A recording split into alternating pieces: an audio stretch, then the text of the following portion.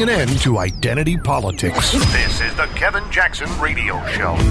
Historians now wrestling with how to teach LGBT history to school children as California becomes the first state to use LGBT inclusive textbooks in elementary schools. William LaJeunesse is live in Los Angeles with this story, William. Hey, Rick, it's controversial because some publishers were not comfortable identifying people as gay. They did not out themselves, or the conclusion lacked evidence. And secondly, these courses are not optional, meaning parents cannot opt out. Okay. Welcome to elementary school, where in California the law requires a fair, accurate, inclusive, and respectful treatment of lesbian, gay, bi, and transsexual Americans. I think what's going on here is an effort to politicize history. We're not trying to make anybody gay. We're not saying there's an agenda. We're not saying that these people are better than other people. All we're saying is this is another group of Americans, and they face certain prejudices. The state required publishers like Mark Jarrett to include the sexual preferences of prominent historical figures, among others, activist Jane Addams, writers Emily Dickinson and Nathaniel Hawthorne, and President James Buchanan, though evidence is inconclusive. I think we should say Buchanan, he never married. He had a very good friend who was living with him. He may have been gay. On the other hand, at that time, being gay was seen as something evil and wrong. The state approved Jarrett's text for 8th graders. In it, he refers to stagecoach driver Charlie Parkhurst as a woman who identified as a man. Baron von Steuben, who helped Washington at Valley Forge, may have been gay. Poet Walt Whitman was drawn to young men in parks and dance halls, but denied his same-sex preferences in public. Much of this is speculation. It's not good history. The state rejected publishers who refused to label some figures as gay and forced another to insert the word lesbian when referring to astronaut Sally Ride. Welcome back, everybody. Kevin Jackson here. There you have it. In case you're wondering what the gay agenda was. You know, here's the funny thing about it. I don't really care what people's sexuality was.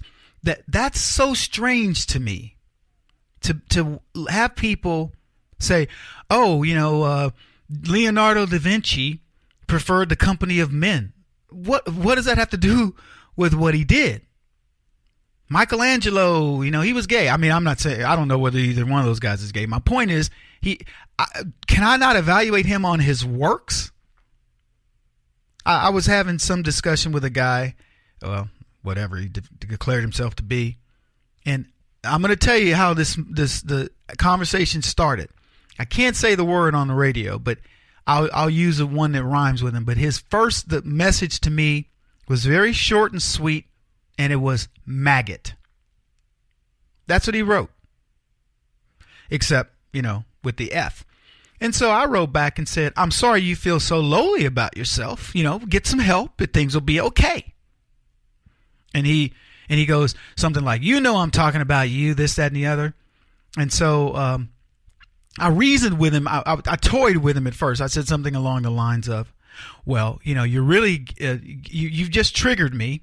And I pretended to be, very sensitive. I said, you triggered me in use of that word, and I find it very offensive. And I played along with him for a bit. And then he says to me, I in no way implied that I'm tolerant.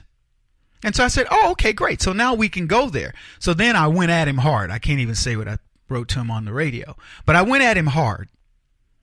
And I said, you homophobic, this, that, and the other. And so then he writes me back, and he's almost taken aback, right? Because I've been joking with him at first. Now I came at him and, I body slammed him. So he comes back, like offended.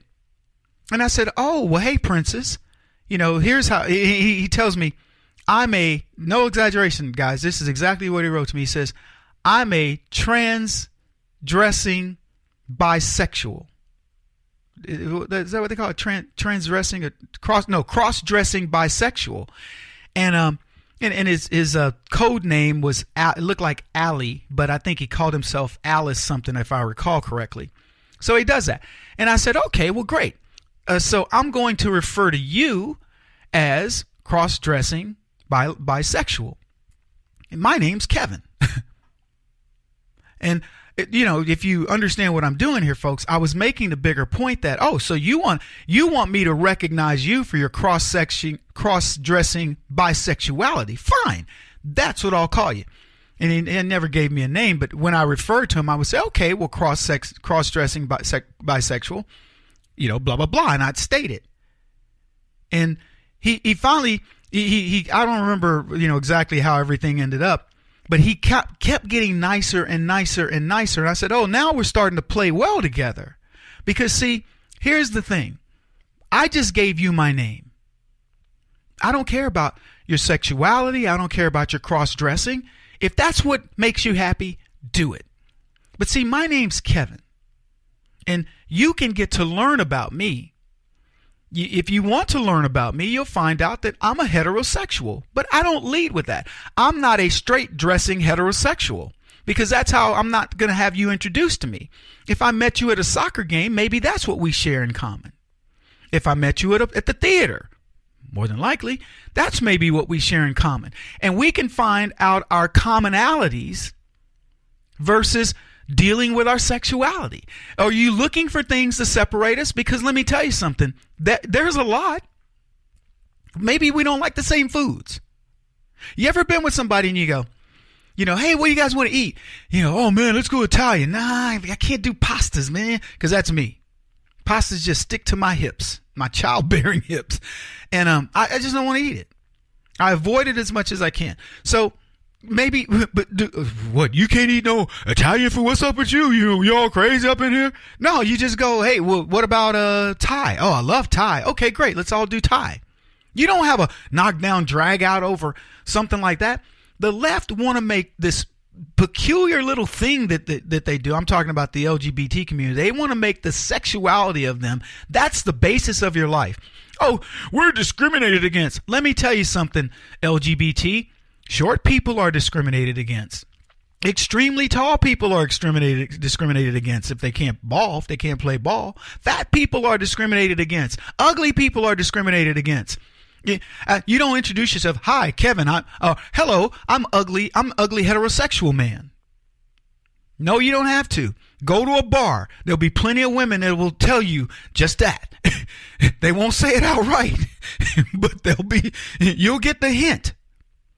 Now, plop out your bank statement, throw your Ferrari keys on the thing, open up a bar tab and buy everybody a bar thing and find out how pretty you get.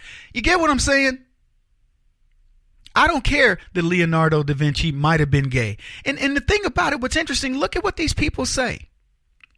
They want it to be fair, accurate, and inclusive of the LGBT community, yet it's inconclusive evidence when they talk about, well, this person, he was never married, therefore he may have been gay. He had a man who was this, that, or the other. That doesn't mean anything. He might have just been asexual. He might not have cared. That might have been just, he preferred the companion of men because he was tired of dealing with women. Leftist women, of course. Conservative women, you're awesome. Stagecoach driver Charlie Parker, she faked her role as a man, because she was a cross-dresser or whatever. No, maybe she faked it because she wanted a job. Baron von Steuben was known to love the company of men. He was helped George Washington, but there were rumors. Really? Can we just make rumors about everybody?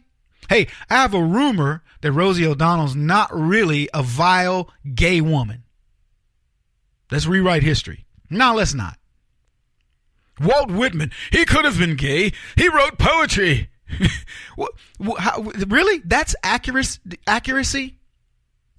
The person who said that we're politicizing history is exactly right. You know what these people have in common for the most part, and I'm not a historian by any means. They have in common that they're Americans.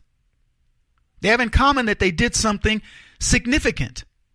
Whether it's through art, literature, engineering, politics, or whatever, they did something significant that helped in the forming of this nation. And you know what? I don't care if they're black, white, or whatever. I presume, because of the fabric of America, that, it's an interesting factoid to me when I read about, McCoy, or when I read about, Harriet Tubman, or whatever. It's an interesting factoid that these people were black.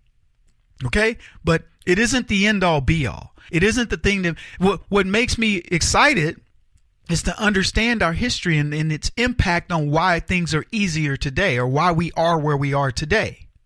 I don't know Susan B. Anthony from, Martha Stewart's grandma.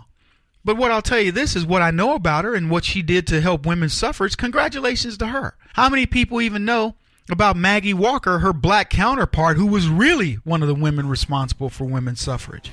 So, look, history shouldn't be rewritten, and it certainly shouldn't be rewritten based on sexuality. It should be rewritten based on what your contribution was. He won't stop until he's the top-rated radio talk show host in America. What kind of weird competitive freak are you? This is the Kevin Jackson Radio Show.